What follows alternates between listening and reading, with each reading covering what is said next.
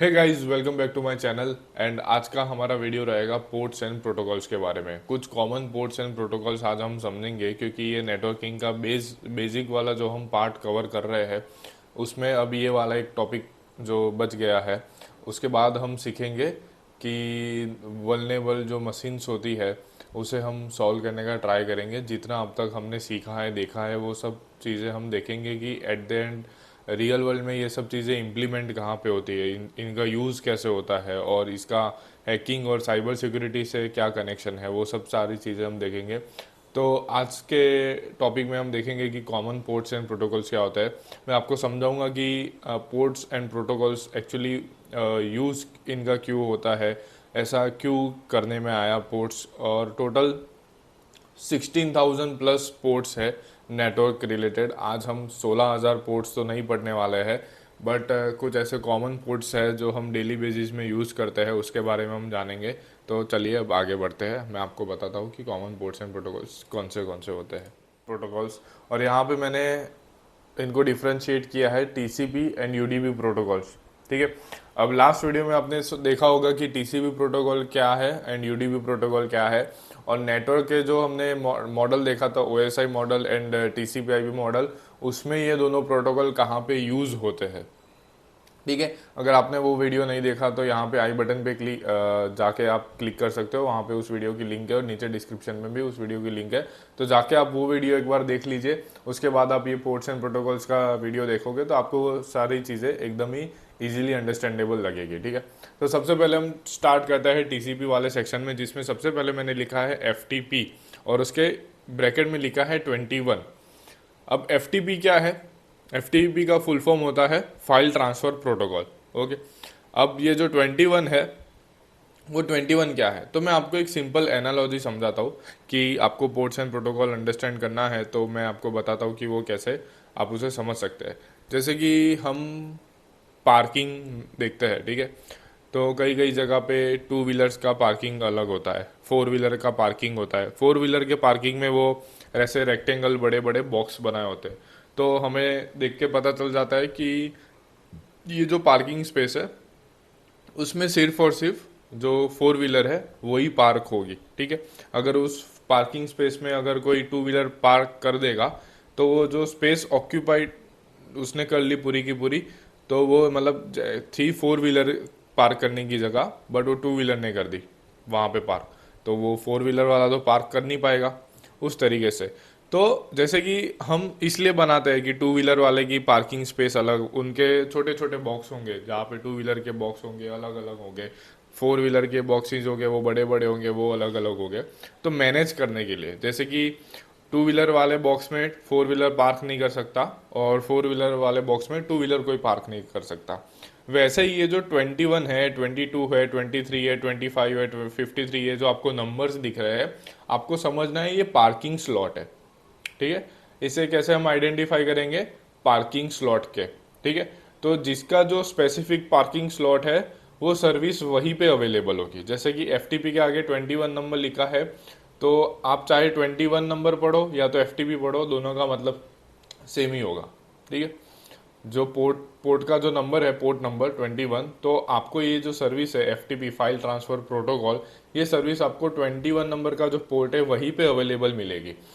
आप नेटवर्क में कहीं पे भी चले जाओ, कोई भी दूसरा पोर्ट नंबर पकड़ लो, 25 पकड़ लो, 53 पकड़ लो, आपको ये एफ नाम की सर्विस वहाँ पे रन होती हुई नहीं दिखेगी। तो आपको क्लियर आइडिया आ गया होगा कि ये पोर्ट्स एंड प्रोटोकॉल काम कैसे करता है। ठीक है। तो स्पेसिफिक सर्विस का स्पेसिफिक पोर्ट नंबर होता है। Service means specific protocol, specific protocol का एक स्पेसिफिक पोर्ट नंबर होता है।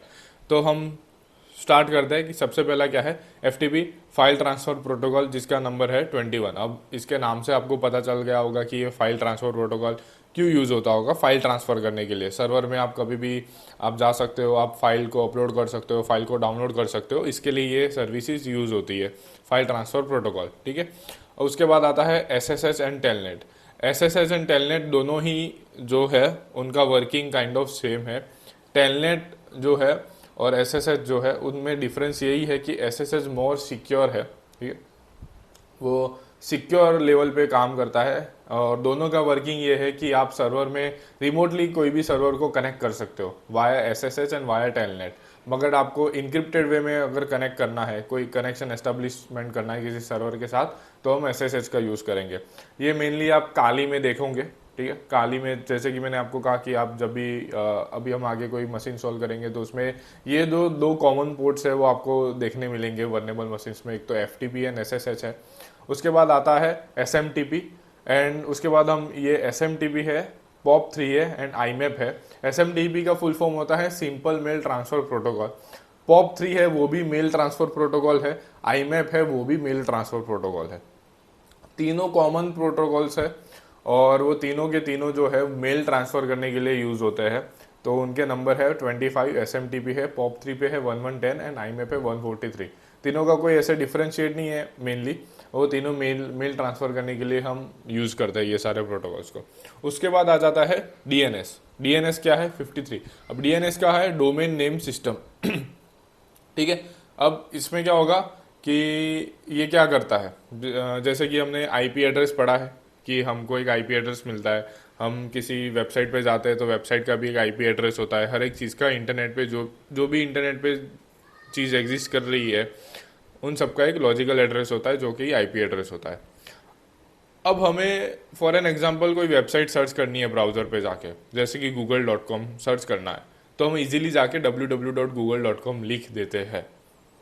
बट उसके पीछे एट द बैकएंड में काम क्या करता है? आईपी एड्रेस काम करता है।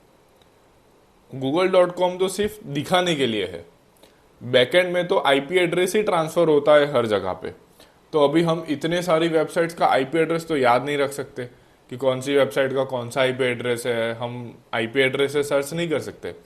आप जाके देखो google.com का आईपी एड्रेस निकालो और ब्राउजर पे जाके वो आईपी एड्रेस google.com मत लिखना, वो आईपी एड्रेस डालना, तो आपको रीडायरेक्ट कहाँ करेगा? google.com पे रीडायरेक्ट करेगा। तो मेनली काम तो आईपी एड्रेस का ही होता है। तो आईपी एड्रेस के ऊपर आप जो नाम देखते हैं कोई भी वेबसाइट का है, जैसे कि google.com बताया, यूट्यूब बताया, अमेजोन बताया, उन सब के बैकएंड में आईपीज होते हैं उनके खुद के, और उनके ऊपर जो नाम है amazon.com, google.com, youtube.com, ये सारे डोमेन नेम है। डोमेन नेम की वजह से हम वो सब वेबसाइट जो है, जो वेब पेजेस है, हम उसे एक्सेस कर पाते हैं इजीली। रिमेंबर हमारे लिए इजीली रिमेंबर हो सकता है ये सारी चीज़ें, इसलिए हम ये डीएनएस का यूज़ करते हैं। उसके बाद आ जाता है HTTP एंड HTTPS।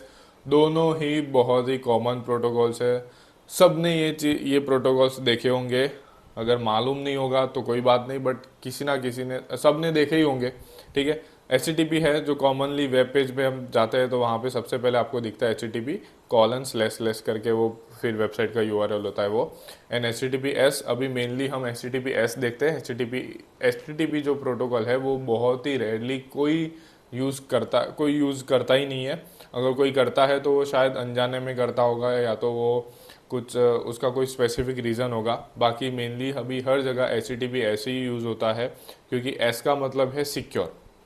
HTTP का पूरा फुल फॉर्म है hyper text transfer protocol, and S का मतलब है सिक्योर, ठीक है। उसके बाद आ जाते हैं हम पॉप3 एंड आईमैप हमने देख लिया है। अब SMB पे आ जाते हैं। SMB क्या है? SMB जो है वो मेनली विंडोज़ में यूज़ होता है। आ जाता है UDP पे, तो UDP में आ जाता है DNS, जो अभी हमने देखा। लाइक DNS जो है, जो प्रोटोकॉल है, वो दोनों प्रोटोकॉल मतलब दोनों जगह यूज़ हो सकता है, TCP एंड UDP में। उसके बाद आ जाता है DHCP। DHCP क्या है? DHCP होता है डायनेमिक होस्ट कंट्रोल प्रोटोकॉल। अब डायनेमिक होस्ट कंट्रोल प्रोटोकॉल का मतलब क्या होता है कि जैसे कि हमने आईपी एड्रेस वाला पार्ट देखा था, उसमें आईपी एड्रेस हमारे डिवाइस को असाइन होता है। ओके, हम नेटवर्क से कनेक्टेड है, नेटवर्क से कनेक्ट होने के बाद हमारे डिवाइस को आईपी एड्रेस असाइन होगा। वो मैक एड्रेस के थ्रू असाइन होगा कि हाँ, वो मैक एड्रेस कभी चेंज नहीं हो सकता, आईपी एड्रेस चेंज होगा। जो चेंज होता है वो कैसे चेंज होता है? वो इस तरीके से चेंज होता है, डायनेमिकली होस्ट कंट्रोल प्रोटोकॉल होता है वो, हमें डायनेमिकली आईपीज असाइन करता है। जैसे कि कोई एक ऑर्गेनाइजेशन है जिसमें टोटल 10 एम्प्लॉयज़ है जो काम करते हैं। आज 10 एम्प्लॉयज़ के सभी के आईपीज आप चेक करोगे तो उन सभी के आईपीज होंगे 192.168.10.1234567 करके आप चल लो, ठीक है। तो आज जो यूज़र 1 है उसका आईपी होगा 192.168.10.1। अभी कल वो यूज़र फिर से ऑफिस, सारे एम्प्लॉयज फिर से ऑफिस में आएंगे। आप इसमें वो टाइम सेट कर सकते हैं, 24 घंटे में आपको डायनेमिकली असाइन करना है या 48 आवर्स में आपको डायनेमिकली असाइन करना है। वो आपके ऊपर रहता है कि आपको किस तरीके से ये प्रोटोकॉल का यूज़ करना है। अगर आप 24 आवर्स का टाइम सेट करोगे तो 24 घंटे बाद वो सारे यूजर्स वो ऑफिस के नेटवर्क में ज्वाइन होंगे। तो जैसे ही वो ज्वाइन होंगे तो डीएचसीपी क्या करेगा, वो जितने भी आईपी की जो रेंज थी वो सब कुछ सॉरी इंटर एक्सचेंज कर देगा। जो यूजर 1 था उसका आईपी कल क्या था, 192.168.10.1। अब आज उसका आईपी क्या हो जाएगा, 192.168.10.5 हो जाएगा। कुछ भी हो जाएगा, वो जो रेंज है उसी के अंदर से उसे वो आईपी, नया आईपी असाइन हो जाएगा। तो डायनेमिक होस्ट कंट्रोल प्रोटोकॉल इस तरीके से यूज होता है। एंड टीएफटीपी है, जो हमने एफटीपी देखा उसी का एक थोड़ा अपग्रेडेड वर्जन है। तो अब एसएनएमपी जो है लास्ट वन है, जिसका पोर्ट नंबर है 161। सिंपल नेटवर्क मैनेज प्रोटोकॉल, ठीक है, मैनेजिंग प्रोटोकॉल है। इसमें आप मैनेज कर सकते हो आपके नेटवर्क में जो भी डिवाइसेस कनेक्ट है, जैसे कि प्रिंटर्स है, फायरवॉल्स यूज़ होता है, एक्सेट्रा। जितने भी यूज़र्स के कोई डिवाइसेस है, जो भी है, वो सारी चीज़ें आप इस प्रोटोकॉल के थ्रू मैनेज कर पाते हैं, ठीक है। तो ये कुछ कॉमन पोर्ट्स एंड प्रोटोकॉल्स थे जो आज अभी हमने देखे पढ़े। तो आप इसे नोट डाउन कर लेना। और कुछ ये तो कॉमनली है जो हमेशा आपको दिखेंगे ही दिखेंगे नेटवर्क पे।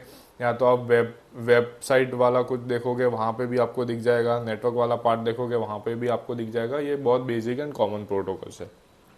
ये तो आज के इस वीडियो में हमारा यहाँ पे ये जो पार्ट है कॉमन पोर्ट्स एंड प्रोटोकॉल्स के साथ बेसिक नेटवर्किंग का जो पार्ट है वो आज कंप्लीट होता है। उसके तो गाइज अब हमारा जो नेटवर्क वाला जो पार्ट है, बेसिक नेटवर्क वाला पार्ट, वो इस वीडियो के साथ आज हम यहाँ पे ख़त्म करेंगे कॉमन पोर्ट्स एंड प्रोटोकॉल्स के साथ।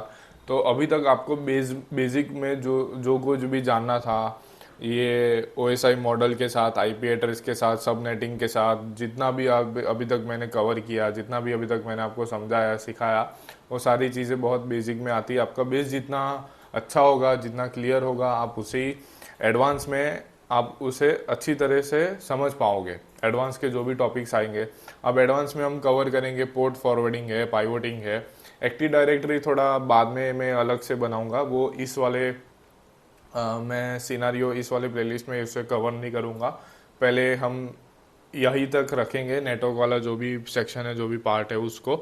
तो अभी हमारा जो नेक्स्ट वीडियो रहेगा उसमें हम वर्नेबल मशीन सॉल्व करेंगे, ठीक है। वो अब कैसे सॉल्व होगा, अभी तक जो हमने पढ़ा वो सारा मैं आपको उस टाइम पे रियल टाइम जब हम मशीन सॉल्व करेंगे, कोई ऐसा वर्नेबल नेटवर्क एनवायरनमेंट होता है जो उसे हम सॉल्व करेंगे, उसे हम हैक करेंगे, काइंड ऑफ आपकी लैंग्वेज में हम कह सकते हैं कि उसे हम हैक करेंगे, उसका एक्सेस लेंगे उस मशीन का।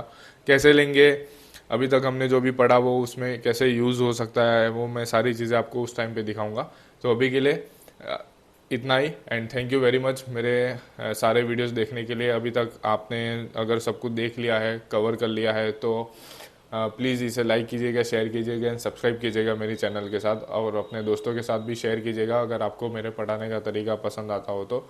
और अगर कुछ भी चेंजेस और इम्प्रूवमेंट अगर मुझे करने रहेंगे मेरे ये जो भी मैं आपको सिखाता हूँ उसमें, तो प्लीज़ उसे कमेंट में आप मेंशन कर सकते हैं। मैं पूरा ट्राई करूँगा कि मैं उसे इम्प्रूव करूँगा फॉर श्योर।